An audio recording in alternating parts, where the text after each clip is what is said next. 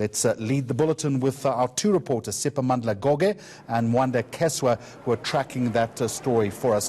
One was inside and one was outside. Sipa, let's start with you. You were inside the court today, filing a last-minute appeal. That was kind of expected in many ways. Indeed, knowing the former president, there was no way that he was going to come to this court and tell the court that he's ready for trial.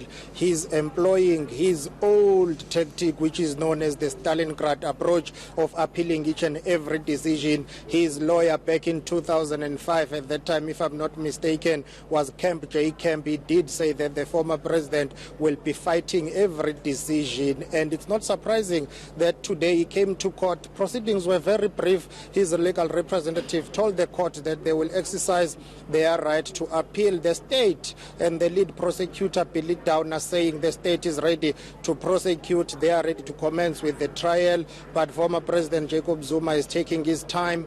He will be appealing that last week Friday judgment whereby the very same court decided to declare him a permanent stay of prosecution. 3 judges, the full bench, unanimously agreed that he should face trial.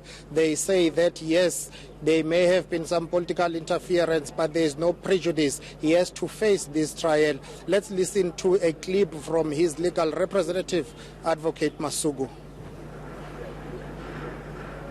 As Mr. Downer has indicated, Mr. Zuma elects to exercise the full extent of his constitutional rights, which includes the right to appeal an unfavorable decision of the, we're not sure, the civil court in the permanent stay. We agree with Mr. Downer on the dates to which this matter should be postponed, which is the 4th of February next year. Advocate Thabani Masuku for the former President Jacob Zuma. Mwanda Keswa, I'll get to you in just a moment, but very quickly, Pietermaritzburg Goge, is this it now until February 2020, or is there anything before that process starts?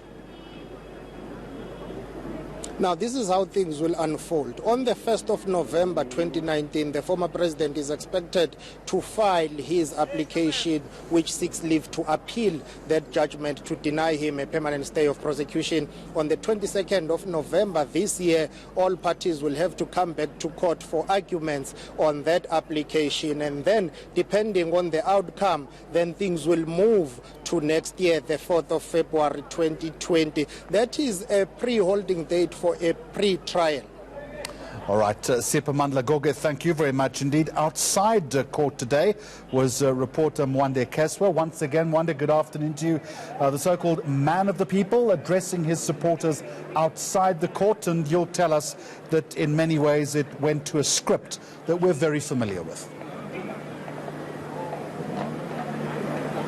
That is indeed the case this time around. However, things did not start out quite so smoothly. There was a march expected to take place here today, just as it did earlier this year in May from Dales Park. However, when we arrived there, there was no one in sight.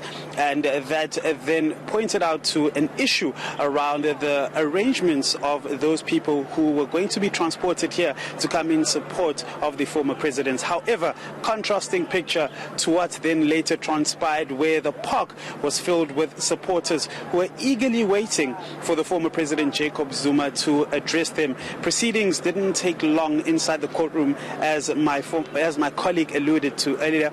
And when the former president did come to address his supporters, as usual, according to Zuma standards, it was indeed something that the spectators are used to and something that they're always welcome to seeing. He addressed his supporters and informed them of the decisions that had been taken leading up to today's proceedings.